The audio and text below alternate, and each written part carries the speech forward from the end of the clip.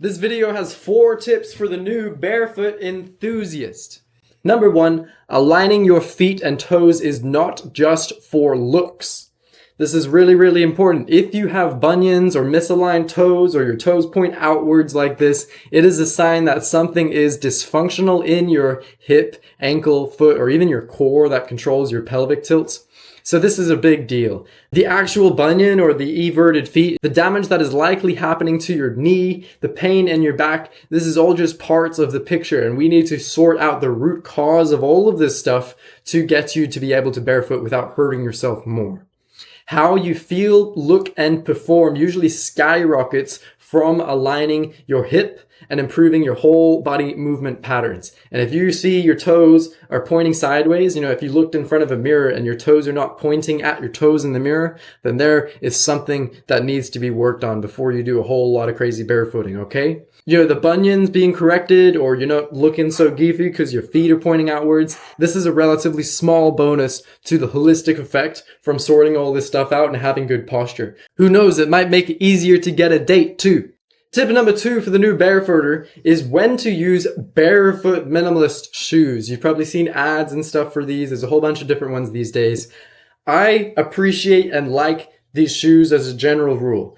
And while they do develop foot strength and everything, there is no earthing effect. So if you're trying to be barefoot for the health effects of grounding, then this is not going to work when you're wearing even barefoot rubber shoes, unless they have some sort of copper conductive material in them. But they do protect you from exposure to pollutants. This is a really big deal. If you have seen my other videos, then you probably know how big of a deal it is to avoid exposure to things like glyphosate, Roundup, these herbicides, pesticides that are so often applied to grass, even in your favorite city parks. Or areas that are going to have runoff from construction sites where who knows what they're putting on there, or termite control spots, even like telephone poles, treated wood, tarmac. There's a lot of chemicals out there that we do not want to be soaking in through our feet. Of course, this one's obvious, but sharp, hazardous materials, that doesn't mean you need a big construction boot. Sometimes a thin rubber minimalist shoe is plenty to protect yourself against sharp stuff. Now, quick note, if you tend to stomp when you walk and it hurts to barefoot because you're always stomping and everything, then wearing barefoot shoes and being mindful about how you're walking and improving your gait, this will be a wonderful thing. But if you think just wearing these barefoot shoes that don't provide a cushion underneath will save you from injury by having a sloppy, stompy gait, this is not so.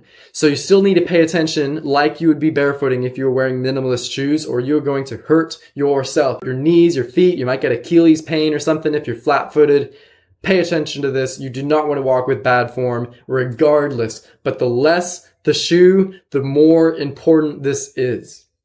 Now, I know a lot of people order shoes online these days, and if you have not ordered shoes from this brand before, then you probably don't know how they fit. I highly suggest going with a retailer that has the free return or replacement thing, because that means if it is a not quite right fit, which it very likely is if you aren't familiar with the brand, then you can replace them and it doesn't cost you anything.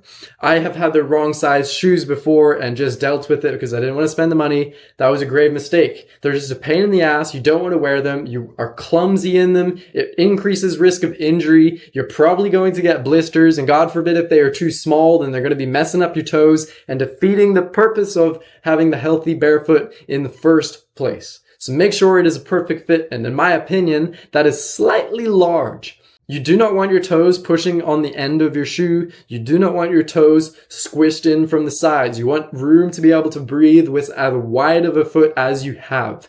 And as you get stronger, as you get better bare feet form, you are probably going to develop a wider toe box. The common shoes out here, skate shoes, whatever, they are often so narrow, it is just absolutely stupid.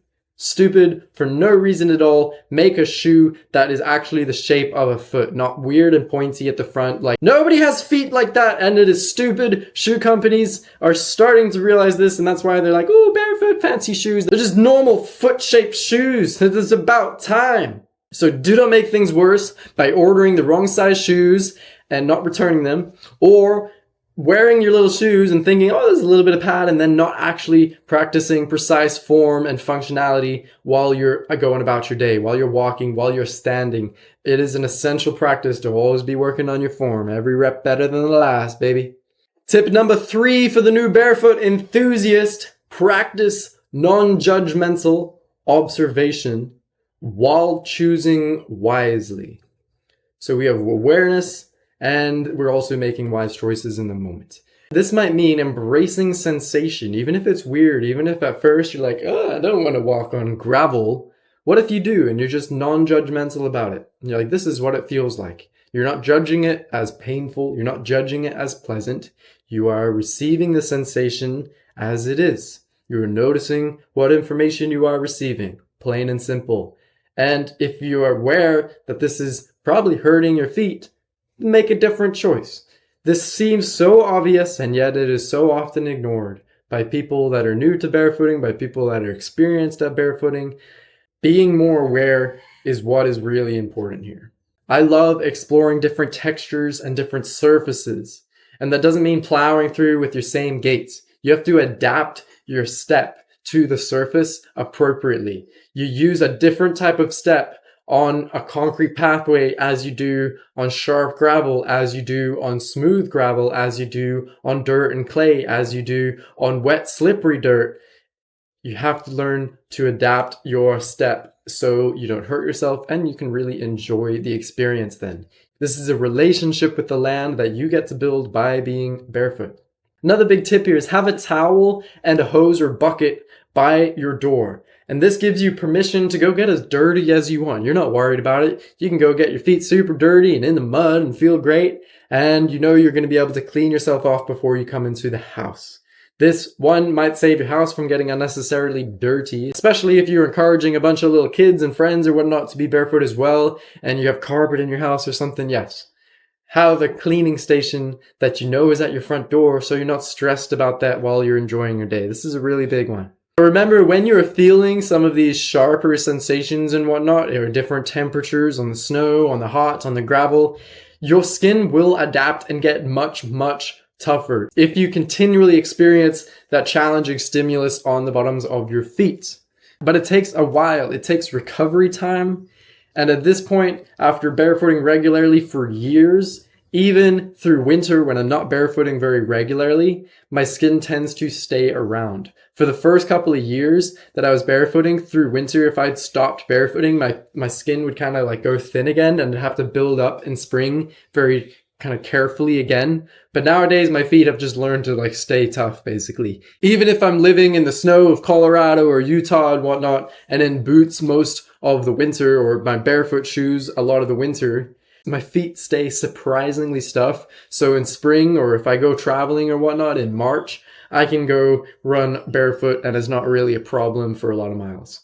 Last tip here, if you are scared to walk on certain surfaces like sharp gravel, fresh gravel or something, test your abilities by just taking a few steps. See how it feels periodically. Don't be scared of this. Lean into what you are afraid of, and you might be better at it than you thought. You might have tougher skin than you thought, or you might have a higher pain tolerance than you thought. Non-judgmental observation. Tip number 4 for the new barefoot enthusiast is about medicine dose and quality. It's the quality of your medicine and the dosage amount. If you take a medicine that is too strong, it could become harmful. Or if you do too much of it, then again, you could overdose and it could become harmful. And that's why I say do not overdo your barefooting too fast. Work your way up slowly. Your tolerance will increase.